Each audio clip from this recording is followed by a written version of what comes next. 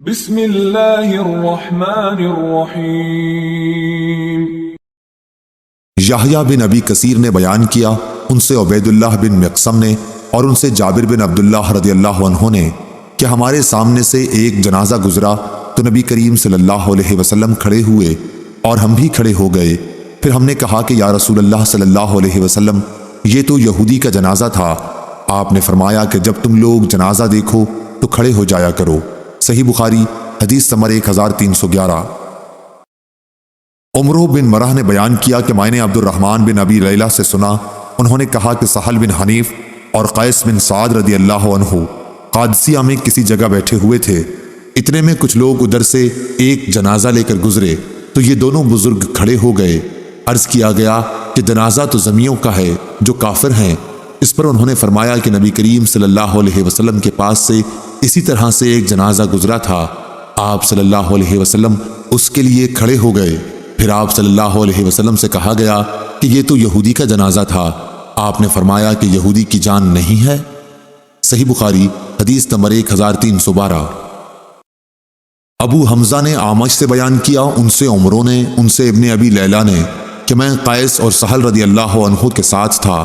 ان دونوں نے بیان کیا کہ ہم رسول اللہ صلی اللہ علیہ وسلم کے ساتھ تھے، اور زکریا نے کہا، ان سے شعبہ نے اور ان سے ابن ابی لیلہ نے کہ ابو مسعود اور قیس رضی اللہ عنہ جنازے کے لیے کھڑے ہو جاتے تھے۔ صحیح بخاری حدیث نمبر 1313۔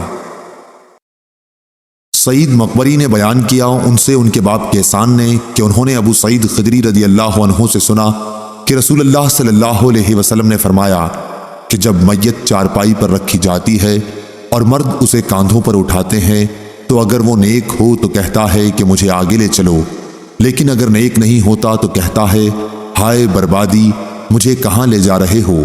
اس آواز کو انسان کے سوا تمام مخلوق خدا سنتی ہے، اگر انسان کہیں سن پائے تو بے ہوش ہو جائے۔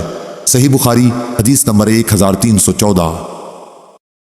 سفیان نے بیان کیا، انہوں نے کہا کہ ہم نے زہری سے سن کر یہ حدیث یاد کی، انہوں نے سعید بن مسیب سے اور انہوں نے ابو ہریرہ رضی اللہ عنہ سے کہ نبی کریم صلی اللہ علیہ وسلم نے فرمایا کہ جنازہ لے کر جلد چلا کرو، کیونکہ اگر وہ نیک ہے تو تم اس کو بھلائی کی طرف نزدیک کر رہے ہو، اور اگر اس کے سوا ہے تو ایک شر ہے جسے تم اپنی گردنوں سے اتارتے ہو۔ صحیح بخاری حدیث نمبر 1315۔ سعید مقبری نے بیان کیا، ان سے ان کے والد کیسان نے اور انہوں نے ابو سعید خدری رضی اللہ عنہ سے سنا، آپ نے کہا کہ نبی کریم صلی اللہ علیہ وسلم فرمایا کرتے تھے کہ جب میت چارپائی پر رکھی جاتی ہے اور لوگ اسے کاندھوں پر اٹھاتے ہیں، اس وقت اگر وہ مرنے والا نیک ہوتا ہے تو کہتا ہے کہ مجھے جلد آگے بڑھائے چلو، لیکن اگر نیک نہیں ہوتا تو کہتا ہے کہ ہائے بربادی، مجھے کہاں لیے جا رہے ہو۔ اس کی آواز انسان کے سوا ہر مخلوق خدا سنتی ہے، کہیں اگر انسان سن پائے تو بے ہوش ہو جائے۔ صحیح بخاری حدیث نمبر 1316۔ ابو عوانہ و زائع شکری نے بیان کیا، ان سے قتادہ نے بیان کیا، ان سے عطا نے، ان سے جابر بن عبداللہ رضی اللہ عنہ نے جب رسول اللہ صلی اللہ علیہ وسلم نے نجاشی کی نماز جنازہ پڑھی تو میں دوسری یا تیسری صف میں تھا۔ صحیح بخاری حدیث نمبر 1317۔ یزید بن زری نے بیان کیا، انہوں نے کہا کہ ہم سے معمر نے، ان سے زہری نے، ان سے سعید نے اور ان سے ابو ہریرہ رضی اللہ عنہ نے کہ نبی کریم صلی اللہ علیہ وسلم نے اپنے اصحاب کو نجاشی کی وفات کی خبر سنائی، پھر آپ صلی اللہ علیہ وسلم آگے بڑھ گئے اور لوگوں نے آپ کے پیچھے صفیں بنا لی، پھر آپ صلی اللہ علیہ وسلم نے 4 مرتبہ تکبیر کہی۔ صحیح بخاری حدیث نمبر 1318۔